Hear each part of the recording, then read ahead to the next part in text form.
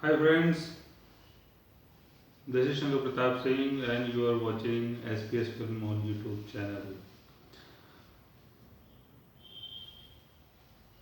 तो आज हम बात कर रहे हैं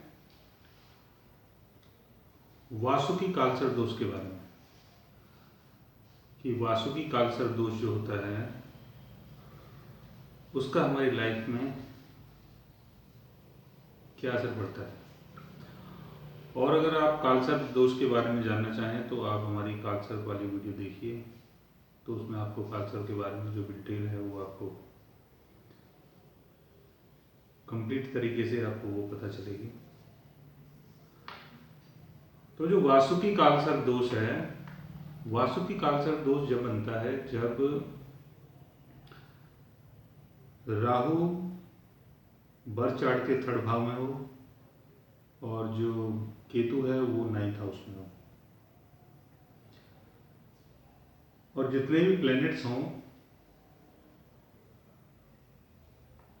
वो सेकंड हाउस से लेके और 10th हाउस के बीच में है। अगर उनमें से कोई एक आध प्लैनेट अगर राहु और केतु से अगर लेफ्ट साइड में आ जाता है, मान लो कोई 4th हाउस से लेके और आपके 8th हाउस के अगर बीच में आता है कोई प्लैनेट, कोई प्लैनेट अगर आता है तो ये आंशिक कालसर्प दोष बन जाता है, ये पूर्ण कालसर्प दोष नहीं होता। तो जो सारे प्लैनेट्स हैं वो आपके सेकंड हाउस से लेके और 10th हाउस के बीच में होने चाहिए।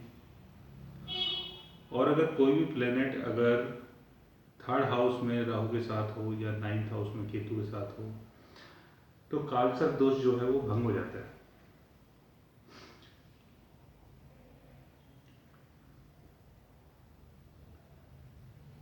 अब जी वासुकी कालसर्प दोष है, वासुकी है क्या एक्चुअली? वासुकी जो है वो एक सर्प है यानी सांप। वासुकी, तक्षक और शेषनाग, ये जो तीनों नाग जो हैं ये नागों के किंग माने जाते हैं,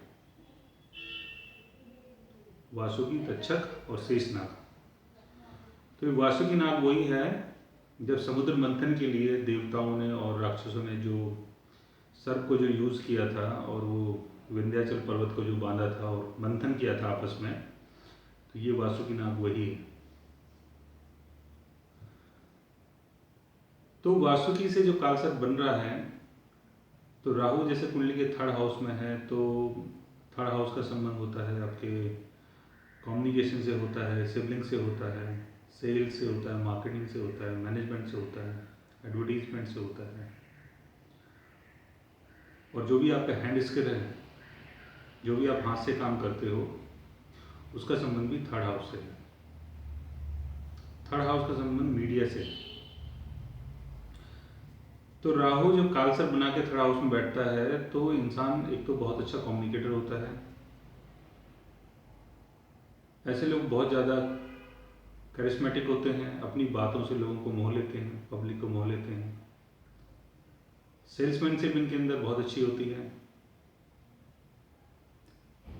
दूसरा एक चीज़ और भी होती है इनके अंदर, क्योंकि राहु क्या है, एक डिज़ायर है। और राहु जब कालसर्प योग बना के बैठता है तो जो उसकी जो डिज़ायर है ना काफ़ी बढ़ जाती है। तो यहाँ राहु कोई भी गलत तरीका, कोई भी गलत तरीके से लोगों को चीट करके, धोखा देके, हो सकता है अगर आपकी कुंडली में अगर कालसर्प दोष है तो आप लोगों को किसी प्रोडक्ट के बारे में इतने फीचर्स बताएं और उसको बेच दें और बाद में पता चले कि उसमें वो फीचर्स थे ही नहीं। किसी भी चीज़ की खूबी बताना और उसको सेल कर देना, ये जब होता है जब राहु थर्ड हाउस में हो। और अगर कालसर्प बना के बैठा हो तो इंसान बहुत ज़्यादा झूठा किस्म का होता है। तो ऐसे लोग सेल्समैन तो बहुत अच्छे होते हैं, लेकिन हो सकता है कि आप दूसरे लोगों को धोखा दें, आप वो चीज़ें सेल कर दें जो चीज़ें हो सकता गलत हों। तो सेल्समैन आप इसमें बहुत अच्छे बन सकते हैं, आप जर्नलिस्ट बहुत अच्छे बन सकते हैं, आप किसी भी चीज़ को मैनेज करने का जो तरीका है वो आपके अंदर बहुत अच्छा है। लेकिन कहीं ना कहीं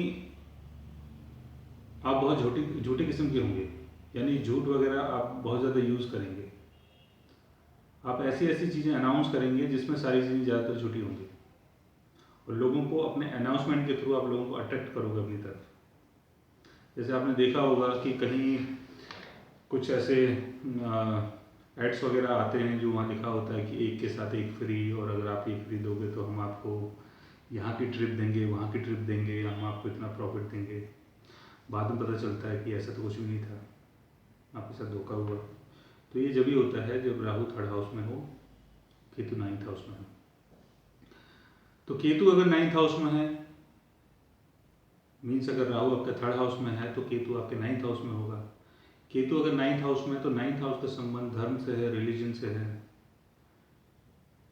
और टेम्पल से है, प्रिस्ट से है, गुरु से है, फादर से है, यूनिवर्सिटी से है। जितनी भी हायर एजुकेशंस होती हैं, जितने भी डिग्री डिप्लोमा जो कोर्सेज होते हैं, उनका संबंध नाइन्थ हाउस से।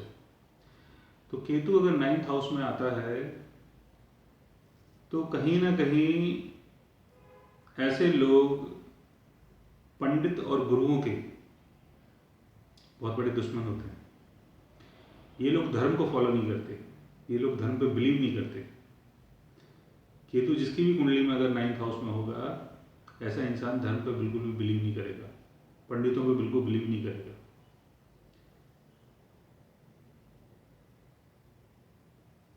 तो अगर केतु किसी के नाइन्थ हाउस में है तो उसकी जहाँ तक है उसको इन सब चीज़ों के बारे में बताना भी नहीं चाहिए, क्योंकि वो इंसान बिलीव नहीं कर सकता इन चीज़ों के ऊपर।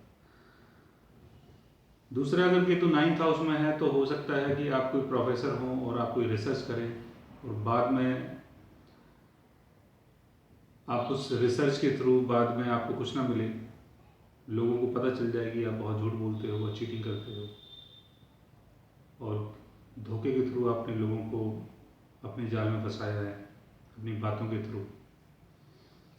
फिर लोग आपके धोखे को समझ जाएं, और फिर उसके कारण आपकी काफ़ी बड़ी बदनामी हो। तो वासु की कालसर्प अगर कुंडली के थर्ड हाउस में बनता है तो इंसान को काफ़ी हाइट्स तक भी ले जाता है, और फिर हाइट से नीचे भी गिरा देता है। यानी हो सकता है कि आप बहुत अच्छे स्पीकर हों, बहुत अच्छे आप सेल्समैन हों, ठीक है ना, बहुत अच्छे कम्युनिकेटर हों, बहुत अच्छे होस्ट हों, लेकिन बाद में पता चले कि आप बहुत बड़े धोखेबाज हैं, तो जो आपका नाम है, जो आपका फेम है, वो ख़राब हो सकता है। तो इसमें आप अगर कोई भी चीज़ सेल करते हो, अगर ऐड से संबंधित कोई भी काम करते हो आप, तो उसमें ज़्यादातर आप कोशिश करो कि आप लोगों को धोखा ना दें। जो चीज़ है वही चीज़ आप कहें और वही चीज़ आप करें, क्योंकि कालसर्प में सबसे बड़ी चीज़ ये होती है कि इंसान बहुत ज़्यादा डिजायरस हो जाता है, बहुत ज़्यादा पैशनेट हो जाता है चीज़ों के लिए। तो दोस्तों, आज हमने बात की वासु की कालसर्प दोष के बारे में। अगर आप भी जानना चाहते हैं कि आपकी कुंडली में वासु की कालसर्प दोष बनता है कि नहीं बनता है, तो आप हमारे चैनल को सब्सक्राइब कीजिए और अपने कालसर्प दोष को जानने की कोशिश कीजिए। और अगर आप हमसे कंसल्ट करना चाहें, हमसे मिलना चाहें, तो आप हमारे वेबसाइट के थ्रू हमसे कंसल्ट कर सकते हैं, हमें मेल कर सकते हैं, हमें मैसेज कर सकते हैं, और हमसे बात कर सकते हैं। आज के लिए बस इतना ही। Thanks for watching. Bye bye and take care.